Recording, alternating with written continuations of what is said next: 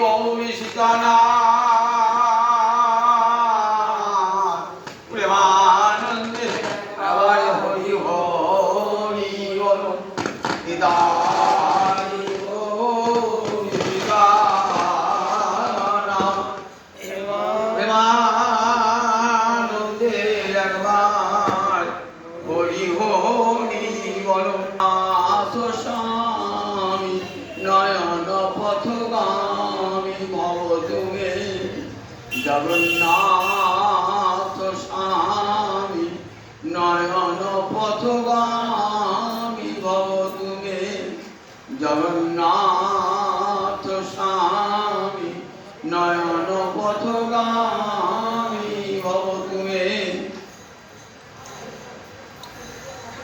ভক্তবৃন্দের চরণাবার কোটি কোটি দণ্ডবত।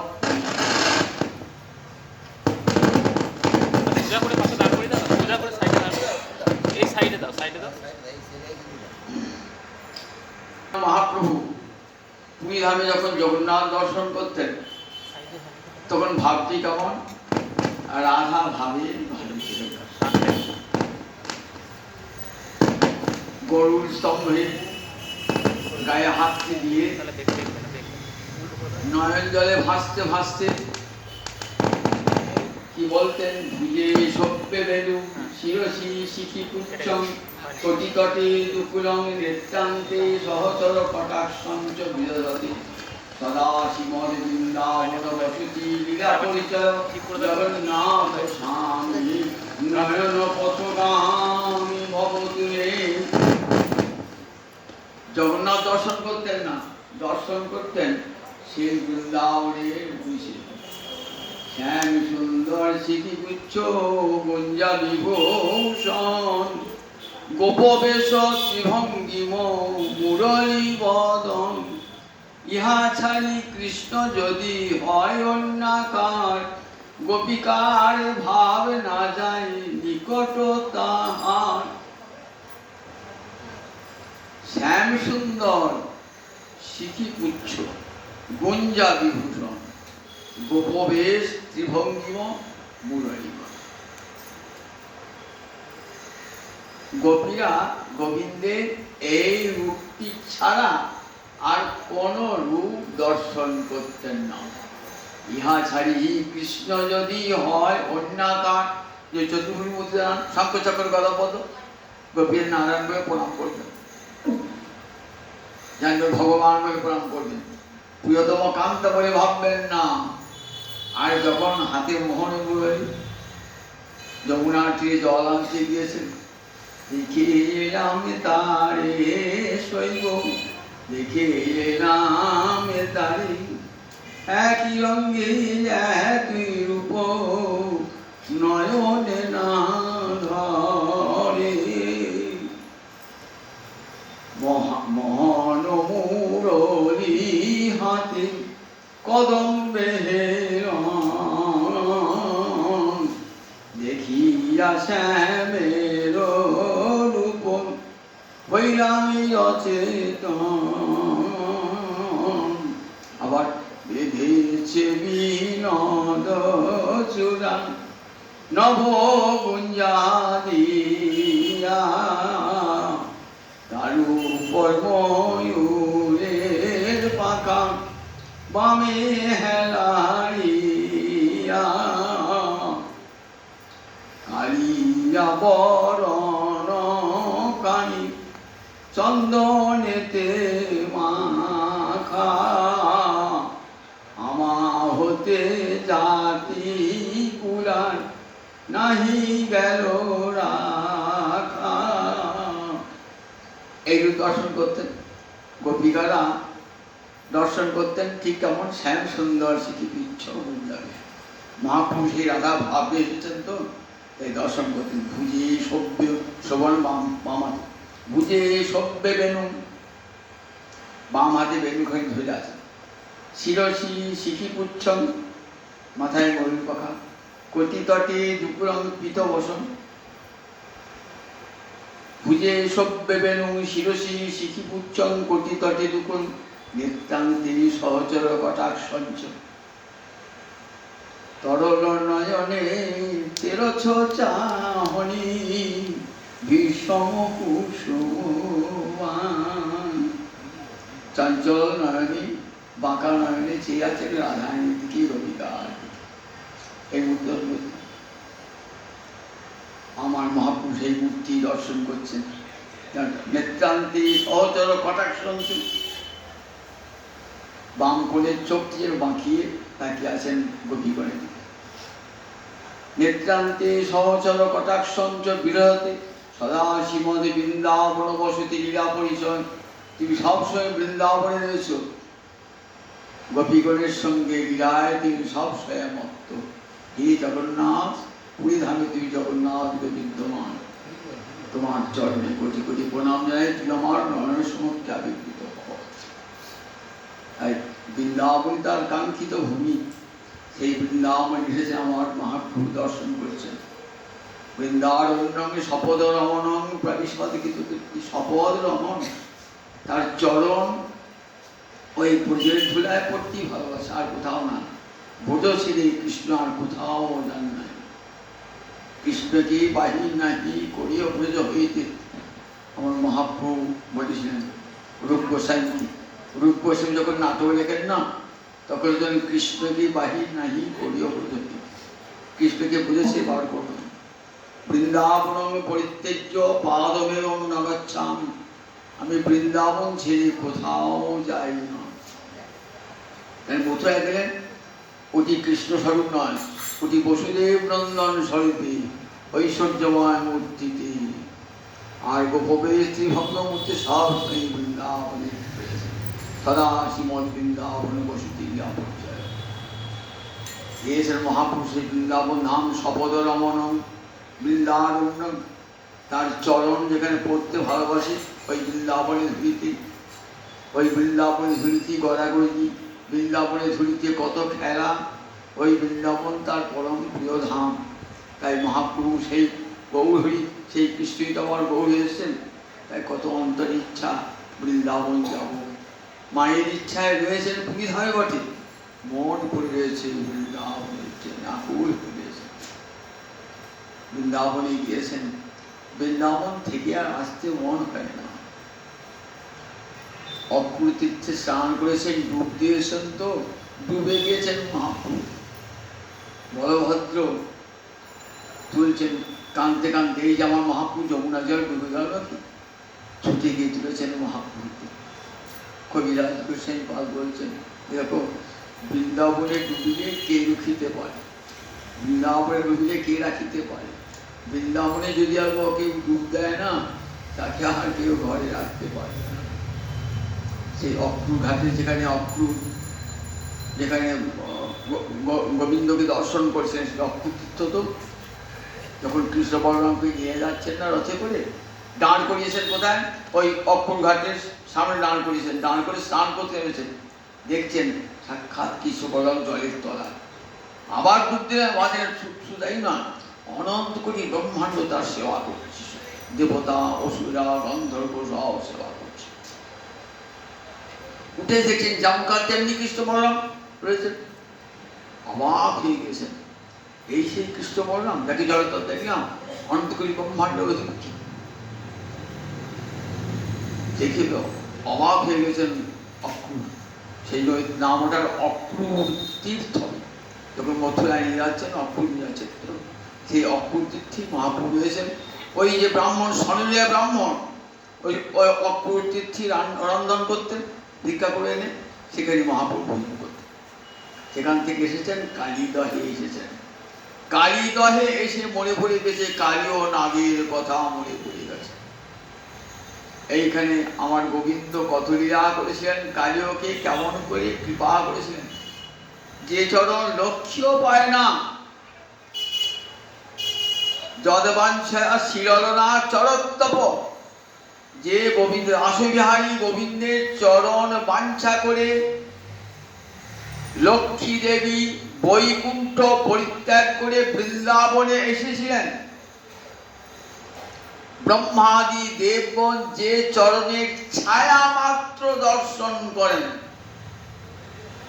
যে চরণ নিত্য কমলা সেবা করেন, ব্রহ্মাদি দেবগণ যে চরণের বন্দনা করেন বৈদিক মন্ত্রে, আর সেই চরণ পেয়েছেন কালীয় নাগ একটা বিষধর সাপ, যার মনটা হিংসায় ভর্তি। কৃষ্ণ কৃপা যে কোথায় যায় আর কোথায় যে যায় না কেউ বলতে পারে না।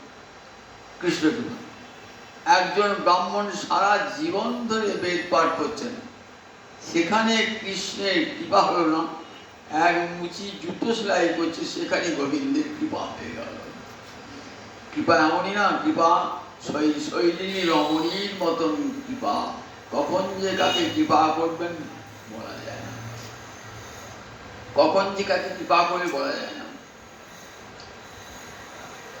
নারদ যাচ্ছে বৈকুণ্ঠে, এক ব্রাহ্মণ, সে খুব জপ তপ করে, গীতা পাঠাদি করে, নারদকে বলছে বৈকুণ্ঠে গিয়ে জেনে এসো যে আমার কতদিনে কৃষ্ণ প্রাপ্তি হবে। ঠিক আছে, একটা গাছ তলায় একটা বসে জুতো আর একটা মুচি জুতো সেলাই করছে। ও ঠাকুর তুমি কোথায় চললে? আমরা বৃন্দাবন। ঢক করে একটা প্রণাম করেছে, জেনে এসো আর কতদিন এই সংসারে থাকতে হবে।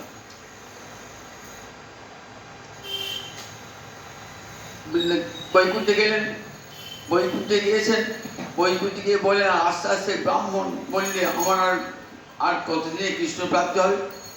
আর একটা মুচিও বললেন যে আমার কৃষ্ণ প্রাপ্তি কবে। বললেন বলবে তাদেরকে যে একটা ছুঁচের ভিতর দিয়ে গোবিন্দ একটা হাতিকে একবার ঢোকাচ্ছে একবার বার করছে, একটা ছুঁচের পিছন দিয়ে একটা হাতিকে একবার ঢোকাচ্ছে একবার বার করছে। এটি বলবেন, তাহলে বুঝতে হবে কার কার কৃষ্ণ প্রাপ্তি আগে হবে। নারদ বাবা, আচ্ছা বাবা এই কি হাই বললে বাবা। আবার নারদ গান করতে করতে ফিরে এসছে, ব্রাহ্মণ কাছে জিজ্ঞাসা করলে, হ্যাঁ কি বললেন? বললেন শোনো, একটা গোবিন্দ অদ্ভুত লীলা দেখে এলাম। কি লীলা দেখলে? একটা সরু ছুঁচের পিছনে একটা হাতিকে ঢুকাচ্ছে আর বার করছে। এগুলো হতে পারে কিনা? বললেন তাহলে তোমার কৃষ্ণ প্রাপ্তি হবে। কি যে লীলাতেই তোমার বিশ্বাস নাই? যিনি গোবিন্দ অসাধ্য সাধন করতে পারেন, নারদ মনে মনে ভাবলেন তোমার অনেক দেরি আছে। মুচি কাছে কেন এসেছে না, মুচি ভাবছে অবাক, গোবিন্দের এমন লীলা, গোবিন্দ পারেন না কি? সব পারেন গোবিন্দ। একটা ছুঁচের পিছনে হাতি ঢোকাচ্ছে আর বার করছে, তার কিন্তু বিশ্বাস, দৃঢ় বিশ্বাস। গীতা পাঠ করেও দেখেছেন তো, কত পণ্ডিত জপ তপ করে লীলা, তার বিশ্বাস হলো না। এই বিশ্বাস না হলে কোনোদিন প্রাপ্তি নেই, বিশ্বাস যতক্ষণ না হচ্ছে তত প্রাপ্তি নেই। মুচি কিন্তু সহজে জুতো সেলাই করে আসে, কিছুই জানে না, কিন্তু তার দৃঢ় বিশ্বাস, গোবিন্দ পারেন নাকি? গোবিন্দ সবই পারেন। নারদ বলেন তোমার তাড়াতাড়ি সময় হয়ে এসছে বৈকুণ্ঠ প্রাপ্তি। এই গোবিন্দের কৃপা যে কোথায় যায় আর কোথায় যায় না কেউ বলতে পারে না। গোবিন্দের কৃপা, দৃঢ় বিশ্বাস যেটা অন্তরে থাকে না, সেই হরিনাম আছেন, সেই মহাপ্রসাদ আছে, সেই চরণামৃত আছে, আজও সে একই ফল দান করবে। মনে করেন না সত্য যুগে ফল দিয়েছিল, কলিযুগে দান করবে। নামের শক্তি সত্য যুগেও যা, কলি যুগেও তাই। গোবিন্দের চরণ তুলসী মর্যাদা সত্য যুগেও যা, কলি যুগেও তাই। কলিযুগের মানুষ বিশ্বাস করতে পারে না, বিশ্বাস নাই তার, তাই তার ফল হয় না। গিয়েছেন মহাপ্রভু কোথায়? কালীয় হরদিন, কালীদহে গিয়েছিলেন মহাপ্রভু। এই কালীয় নাগ মহাপ্রভু কার চরণ পেয়েছেন? গোবিন্দের চরণ পেয়েছেন। কতখানি কৃপা হয়েছে। তাই এই কালীদহ আমার মহাপ্রভুর খুব প্রিয় স্থান। কালীদহের কালীয় নাগ আগের দিন বলেছি কে ছিল কালীয় নাগ।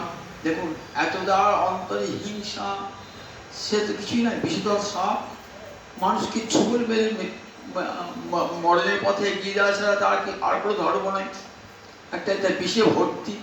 অথচ সে গোবিন্দের চরণ পেয়ে গেল। কেন চরণটা পেল?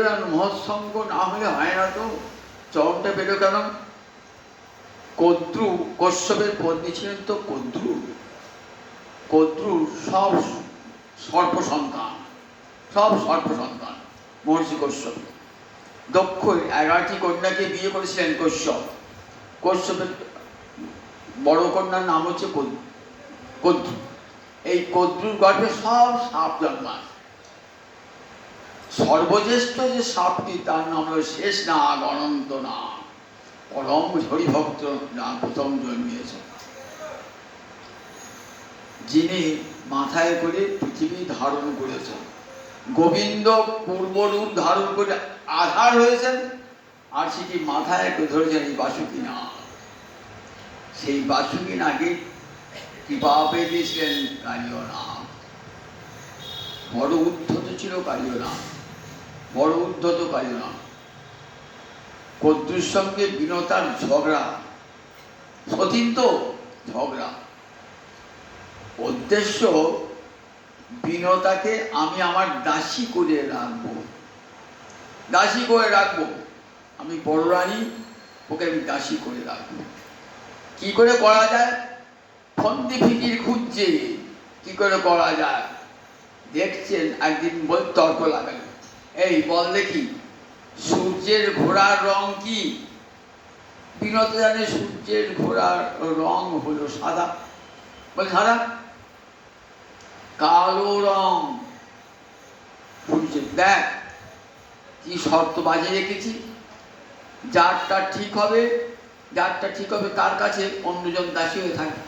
তোর তো ঠিক হয়, সাদা হয়, আমি তোর দাসী হয়ে থাকবো, আর আমার যে ঠিক হবে তোর দাসী হয়ে থাকতে হবে। বিনতা বলে তাই। সূর্যের ঘোড়ার রং কালো বলেছে কদ্রু, বিনতা বলেছে সাদা। পরের দিন সকাল রাতে কদ্রু তো জানে সূর্যের ঘোড়ার রং হলো সাদা।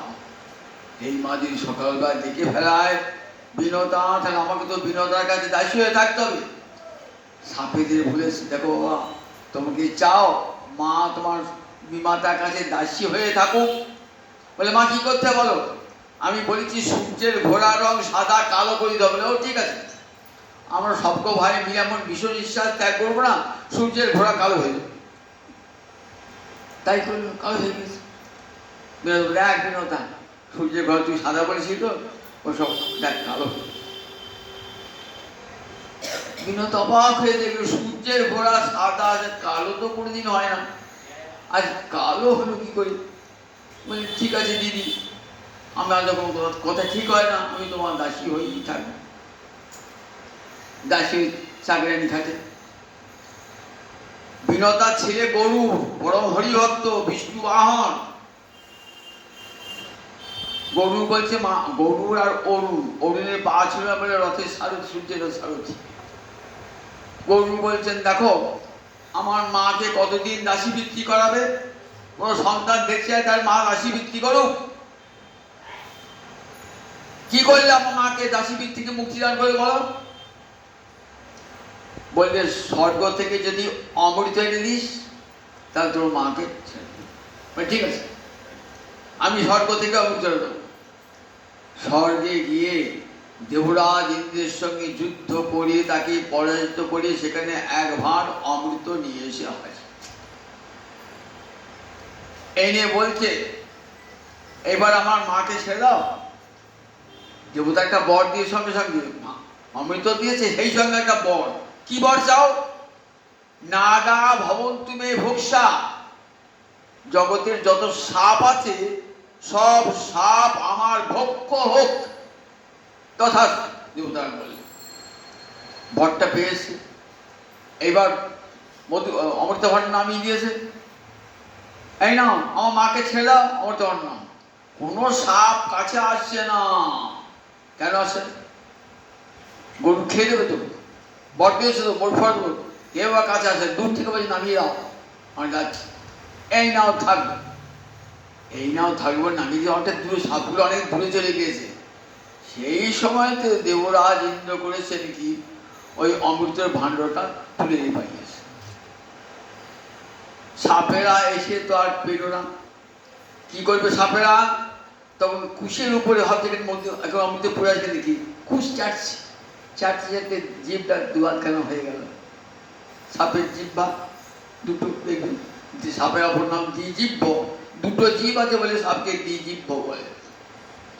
মাকে গিয়েছিল, এইবার প্রতিদিন অসংখ্য সাপ খায় প্রতিদিন। একদিন কালিয়নাগের পালা হয়েছে, কালিয়নাগ বলে আমি যাবো না, দেখি কি করতে হয়, অন্য সুতাই না তার বলিগুলো আমি খেয়ে নেবো, বলেও খেয়ে নেবো। তখন গরুর এসেছে, গরুরের সঙ্গে ভয়ঙ্কর যুদ্ধ, পেরোতে কখন গরুরের সঙ্গে মহাবলশালী বিষ্ণু বাহন। কালিয়নাগ বলছে কোথায় যায় কোথায় যায়, ছুটে ছুটে পালাচ্ছে। তখন বাসুকী নাগ বললেন, দেখো তুমি বড় অন্যায় করেছো, তবে তোমাকে আমি একটা স্থান বলেছি যেখানে গিয়ে বাঁচবে। কোথায় বাঁচবে না, বৃন্দাবনে যমুনাতে কালীদহ আছে, কালী হ্রদ আছে, সেখানে যাও। সেখানে গরু যায় না। কেন গরু যায় না সেখানে? গরু সব জায়গায় যায়, ওখানে যায় না। কেন গরু যায় না? তা বলে সৌভরী মুনি গরুকে অভিশাপ দিয়েছে। সৌভর একটা মুনি জলের তলায় বসে সে তপস্যা করছে, জলের তলায় বসে, এইটি তার তপস্যা। জলস্তম্ভন বিদ্যা জানতো, জলের তলায় বসে তপস্যা করছে।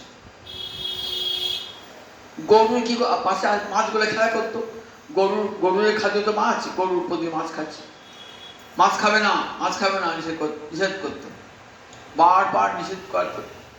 গরু শুনতে না, তখন গরুকে বলেন, দেখো তুমি এখানে যদি থাকো তা তোমার মৃত্যু হয়ে যাবে, এখান থেকে দূর হয়ে যাবে।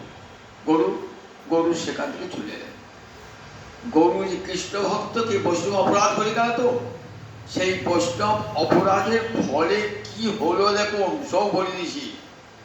নিজের তো পতন হলোই, উপরন্তু ওই কালীদহের জল যেখানে থাকতো সেই জলটা এত বিষাক্ত হয়ে গেল, জল পান করতে হতো না, জল থেকে যে বাতাস উঠত সেই বাতাসে যদি কারো গায়ে লাগতো মৃত্যু হয়ে যেত। তীরেতে কোনো গাছপালা ঘাস পড়ে জন্মাতো না, বিষে ভর্তি হয়ে থাকতো। আর ওইখানে কালিয়নাগ এসেছে। আর সৌভরীমণি কি হলো, পতন হয়ে গেল সৌভরীমণি। একদিন জলের তলায় দেখছি যে একটা মৎস্য আর মৎস্যী দুজনে সুন্দরভাবে বিচরণ করছে, খেলা করছে। দেখেই অন্তরে ভাবলো নারী সঙ্গের ইচ্ছা, পত্নী সঙ্গের ইচ্ছা জন্মালো। দেখুন, নিজের সংসার ছেড়ে দিয়ে আবার নূতন করে সংসার করবার বাসনা, কেমন পতন কাকে বলে দেখুন একবার। তপস্বী সন্ন্যাসী হয়ে সংসার ত্যাগ করে আবার যদি কেউ সংসার বাসনা করে তাকে কি বলে? বান্তাসী। বমি করা খাবার কেউ খায়? সেটাই খাচ্ছে। জলের তলা উঠে বিয়ে করবে ইচ্ছা হয়ে গেছে, নিজের বউকে ছেড়ে দিয়ে এসছে, আবার নতুন করে বিয়ে করবে ইচ্ছে হয়েছে। কতদিন তপস্যা করছে, তো এখন পুরো আর কঙ্কাল হয়ে গেছে। কাকে বিয়ে করবে? আর সুন্দরী মেয়ে চাই, তাহলে হবে না। কোথায় গিয়েছে? তখন রাজা মান্ধাতার 50টি সুন্দরী কন্যা আছে, বলছে তোমার কন্যাকে বিয়ে করবো আমি। রাজা তো হেসে কিছু বলতে পারছে না, কিছু অভিশাপ দেয়, বলে বিয়ে করবে আমার মেয়েরা, যদি পছন্দ করে হবে, চলো তোর মেয়েদের কাছে নিয়ে চলো।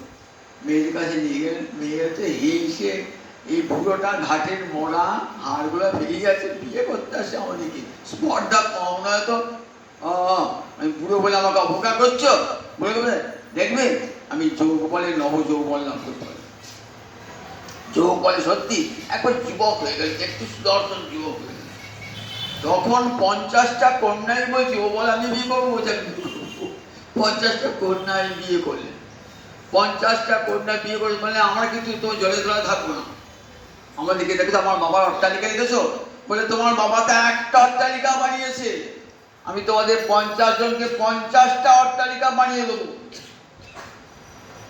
যোগ করে তাই পথটা সৌভরী নগর তৈরি করে ফেলে। সেখানে থাকেন। দেখুন, সেই 50টা কন্যার গর্ভে 10টি করে সন্তান, 500 সন্তানের জন্ম হয়ে গেলেন। কেমন সংসারে জড়িয়ে পড়লেন। এই ভোগ করতে করতে একদিন ভোগের ধিক্কার জন্মালো। ভোগই একদিন ধিক্কার এনে দেয়। ভোগ করতে করতে না এমনই ভোগ আছে না, অন্তরের ত্যাগের বাসনা জন্মিয়ে যায়, ভোগই ত্যাগ এনে দেয়, ভোগ করতে করতে একদিন ত্যাগের বাসনা অন্তরে এসে যায়। তখন ঋষি আবার কি করে ফিরে গেলেন ভগবত সাধনা জগৎকে দেখালেন যে বৈষ্ণব অপরাধ করলে কারও ছাড় নাই, সে তপস্য হোক, সন্ন্যাসী হোক, ঋষি হোক, ব্রহ্মচারী হোক, বৈষ্ণব চরণে যদি কোন প্রকার অপরাধ ঘটে যায় তার পতন হয়ে যায়।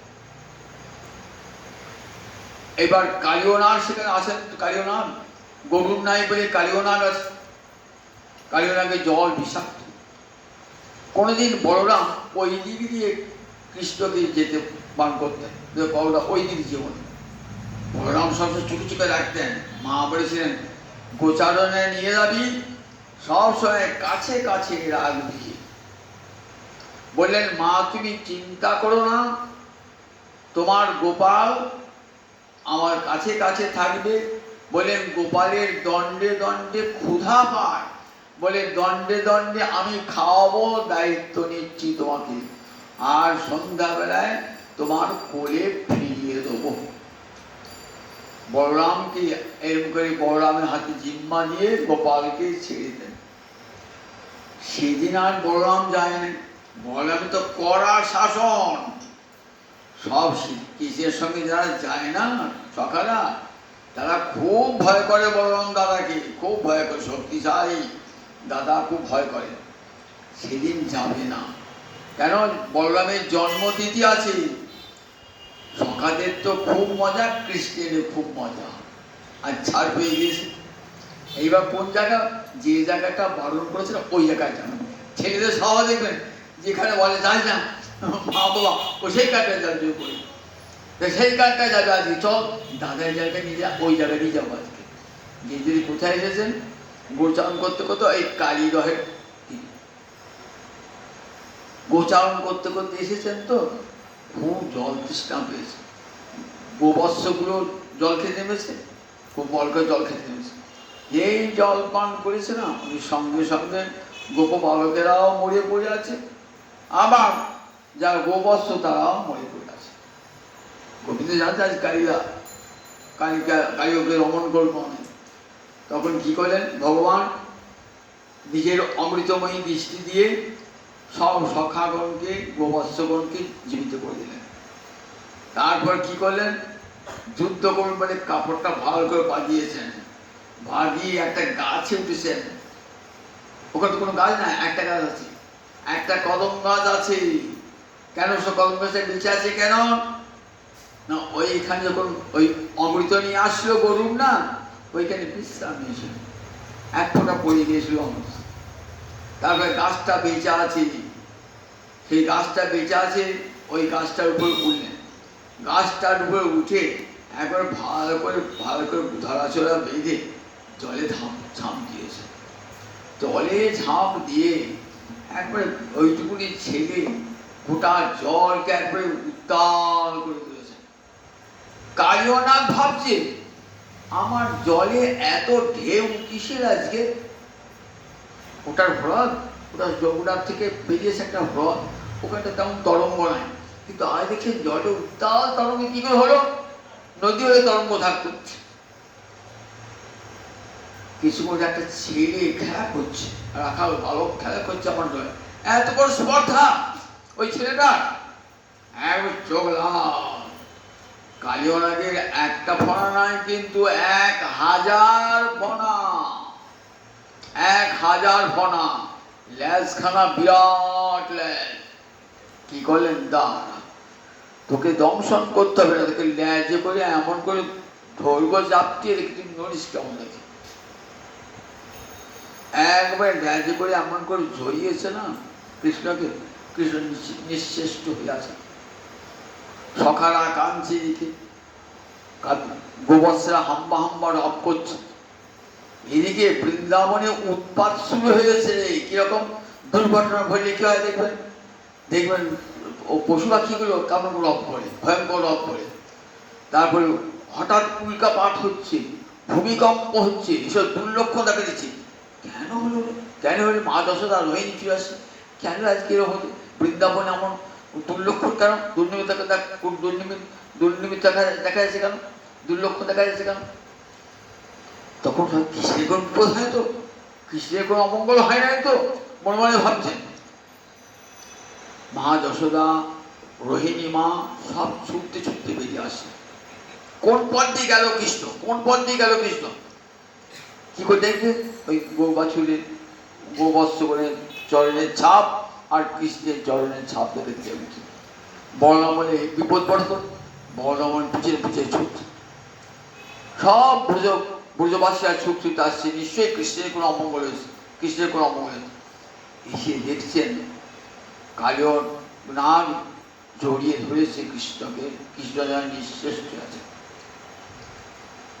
মা যথা ভাবছেন আমার গোপাল চলে গেল, কালিয় নাগের ধ্বংসদিন হয়ে যাবে। বলরাম বলছে মা তুমি চিন্তা করো না, আমিও জলে ঝাঁপ দেবো বলছেন মা যশোদা। রোহিণী বলছে আমি জলে ঝাঁপ দেবো। শোনো, তোমরা কৃষ্ণ কি জানো না, সরে যাও। সরিয়ে দিচ্ছে। বলরাম তো জানেন আজ তার ভাই কি অপূর্ব লীলাটা করবে। কিছুক্ষণ পর কৃষ্ণ তার দেহটাকে এত বড় করেছেন না, কালিয়নাগ কি করেছেন, আর কালিয়নাগ চেপে ধরে থাকতে পারছেন না, আস্তে আস্তে আস্তে আস্তে সরে আসছে। এত চাপেতে, গোবিন্দের দেহের চাপেতে না সরিয়ে দিয়েছে। তখন কি করতে লাগলেন? তখন খেলা আরম্ভ হয়ে গেল। একদিকে কৃষ্ণ আর একদিকে ওই কালিয়নাগ একবার ঘোরপাক দিচ্ছে, কে কাকে ধরে, কে কে ধরে। তা করতে করতে উঠে পড়লেন, মাথায় উঠে পড়লেন। মাথায় উঠে নৃত্য আরম্ভ করেছেন। ওই কালিয়নাগের প্রতিটি মাথায় মণি ছিল, প্রত্যেকটি মাথায় 1000 মণি। সেই মণিগুলো তো শক্ত, আর গোবিন্দ ছোট থেকে পায়ের চাপে মণিগুলো গুঁড়িয়ে গুঁড়িয়ে পড়ে যাচ্ছে। আর গোবিন্দ তারপর নৃত্য আরম্ভ করেছে, তাণ্ডব নৃত্য আরম্ভ করেছে।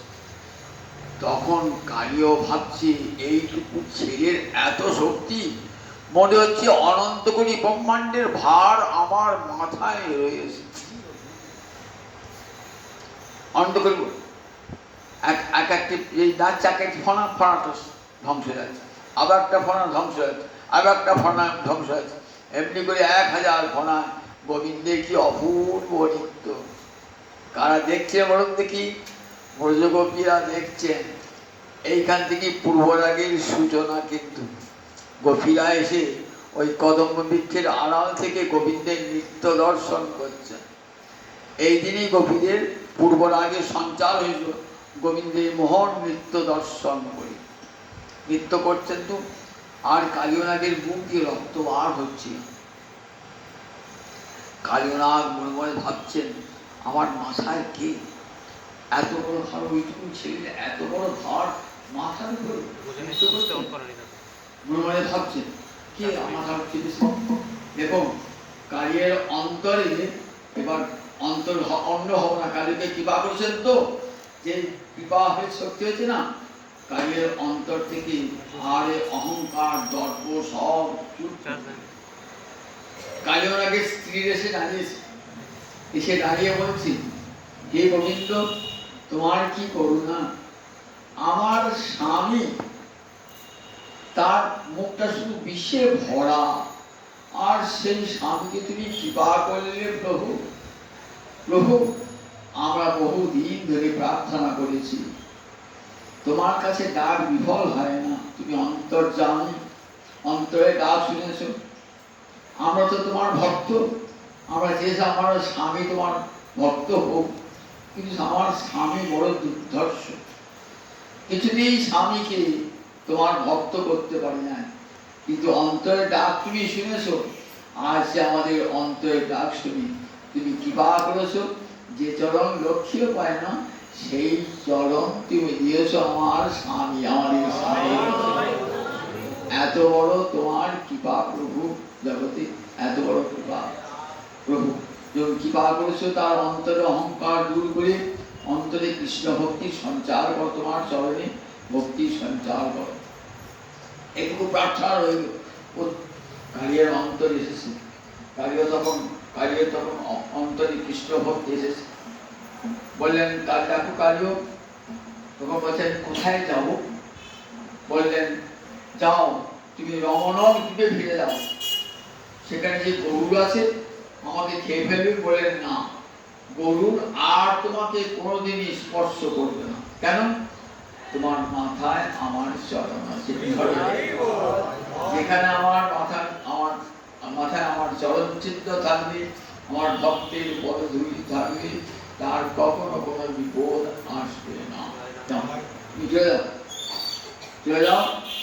বলছি বহু যাওয়ার আগে অন্তরে বাঞ্ছা, আমি তো আমাকে তুমি তো বিষ দিয়েছো, আর কিছু দাও না, বিষ দিয়ে তোমার কি সেবা করবো?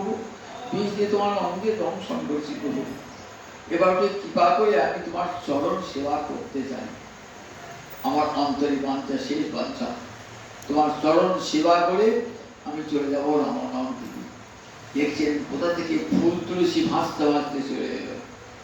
তখন সেই ফুল তুলসী নিয়ে গোবিন্দ চরণ ব্রহ্মণ্য দেবায় গো ব্রাহ্মণ হিতায় জগদ্ধিতায় শ্রীকৃষ্ণায় গোবিন্দায় নমো নমঃ।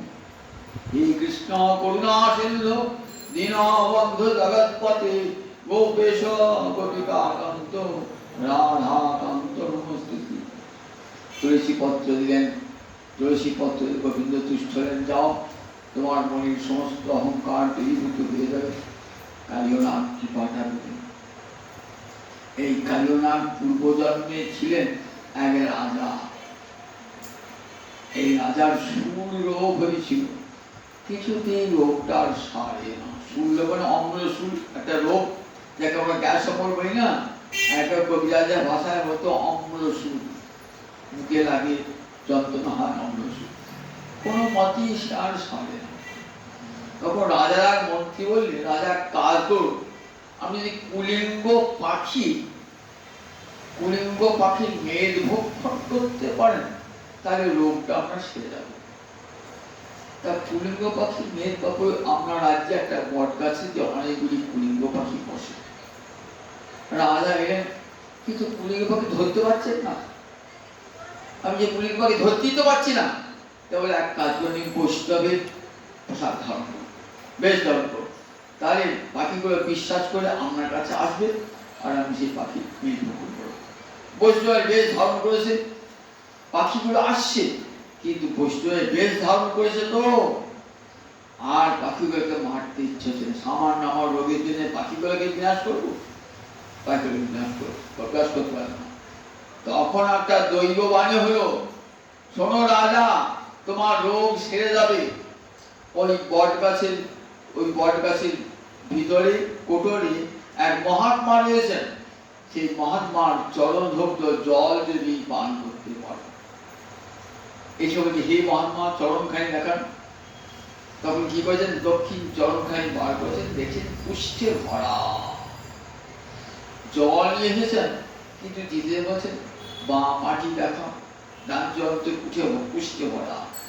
দেখছেন বাম চরণটিও আরো বেশি পুষ্ঠ গলে গলে পড়তে থাকলো, রক্ত। ও কি করবেন, কোন রকমের জলটা ঠিকিয়ে মুখে আর নিতে পারলেন না, মাথা। তখন দৈবান হচ্ছে, তুমি জল মুখে নিলে না, মুখে তোমার বিষ হবে, আর মাথায় নিয়েছো, মাথায় গোবিন্দ চরণ প্রাপ্তি, মাথায় গোবিন্দ চরণ প্রাপ্তি হলো মুখে। আর কিন্তু একটা কাহিনী বলেছিলাম, বেদশিরা ঋষি, দুর্বংশের ঋষি বিন্দ পর্বতে বসে তপস্যা করছেন। একটা ঋষি হচ্ছেন অশ্বশিরা ঋষি, সে তপস্যা করতে বসেছে। বেদশিরা বলছে তুমি আমার জায়গায় এলে কেন? যে জায়গাকে তোমার রেস্টি করেছে, আমাকে জায়গা বসতে পারেন, এই জায়গা যে গোবিন্দের জায়গা, বিষ্ণু ভূমি সবাই যে যেখানে বসতে পারো, তুমি বলছো? তা বলছে এটা আমার জায়গা। তোমার জায়গা? তোমার জায়গা লেখা আছে তোমার জায়গা?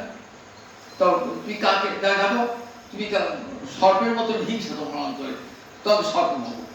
আমার তুমি অভিশাপ দিলে দেখো আমার তপস্যা, তখন কাকও হবো, কাকের মতো ঝড়ে করছে।